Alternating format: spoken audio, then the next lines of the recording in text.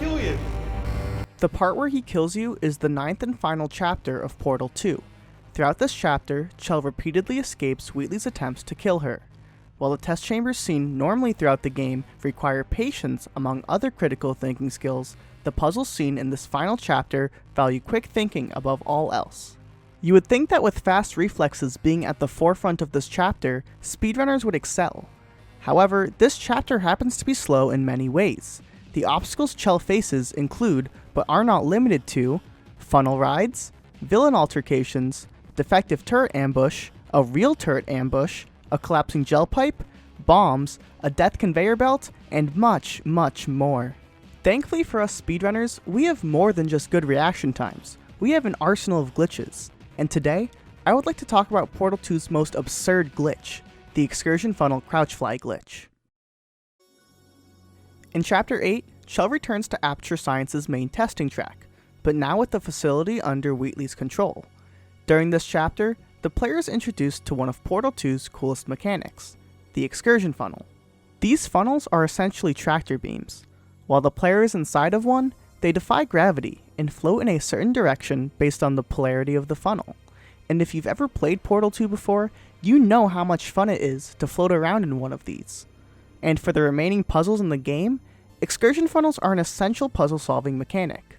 Floating over gaps, abducting turrets, moving cubes, even moving gel, you name it, excursion funnels can do it. However, from a game design perspective, how exactly do these funnels work? Well, the game has an internal variable that keeps track of how many excursion funnels you are in. If the variable is 0, meaning that you are not currently in a funnel, then the game gives you normal gravity. If this value is greater than 0, meaning that you are currently in a funnel, the game will let the player float. However, on April 18th, 2011, the literal first day Portal 2 was released, glitch hunters had already found a way to break this mechanic. If the player is in a funnel, they can crouch, and if the player is at a full stop in the funnel with no velocity whatsoever, this crouching action will increment the internal funnel counter. The game now thinks that we are in 2 funnels, despite only being in 1.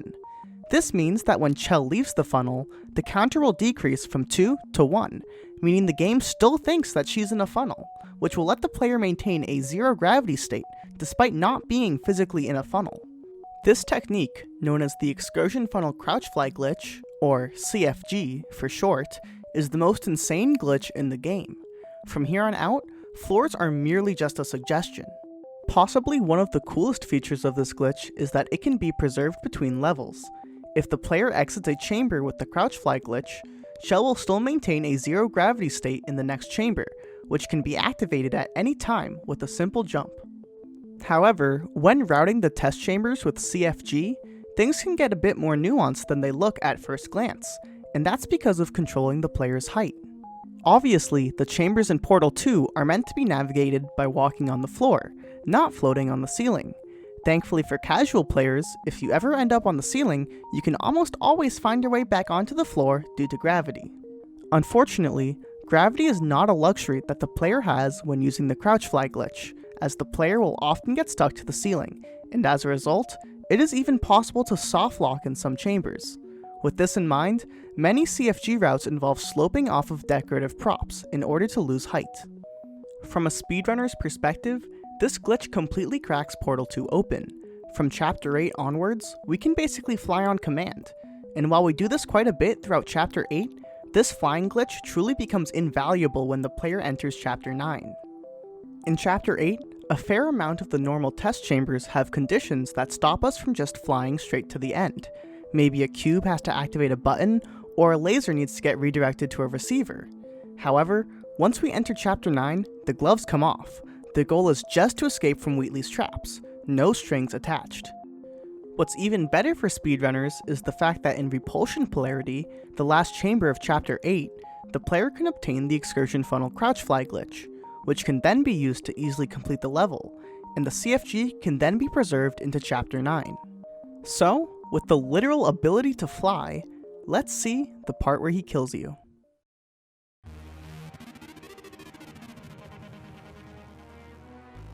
The first map of Chapter 9, known as Finale 1, features a trap faceplate, a long funnel ride in the iconic conversation with Wheatley.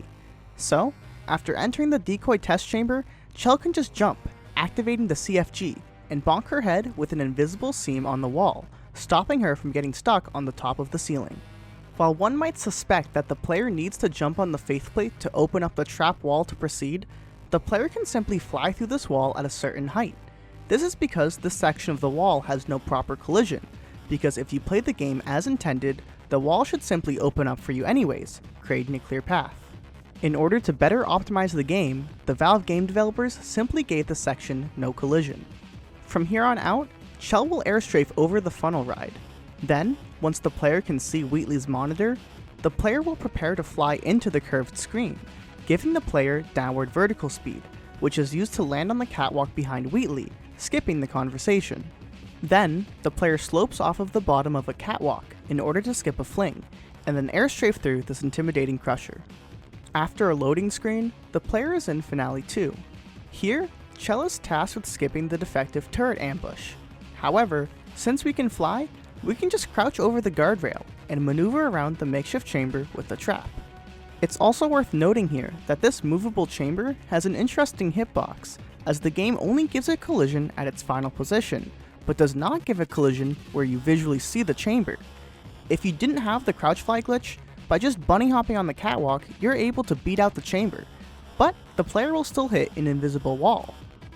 With this in mind, the player will essentially fly through the moving chamber, foiling Wheatley's trap.